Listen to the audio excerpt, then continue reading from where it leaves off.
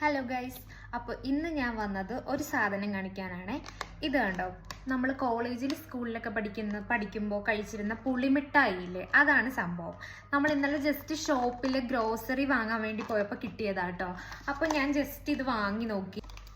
ഈ പാക്കറ്റിൽ ഒത്തിരി ഉണ്ട് കേട്ടോ. നമുക്ക് ജസ്റ്റ് ഒരെണ്ണം ഒന്ന് ഓപ്പൺ ചെയ്ത് നോക്കാം. എനിക്കിത് കണ്ടപ്പോൾ തൊട്ട് ഞാനൊക്കെ കോളേജിൽ പഠിക്കുന്ന സമയത്ത് ഒത്തിരി ഇത് വാങ്ങി കഴിക്കുമായിരുന്നു, ഉച്ചയ്ക്ക് ലഞ്ച് ബ്രേക്കിൻ്റെയൊക്കെ ടൈമിൽ.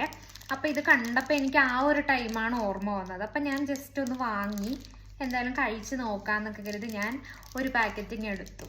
കണ്ടോ, ഇത് ഇങ്ങനെയാണ് ഇരിക്കുന്നത്.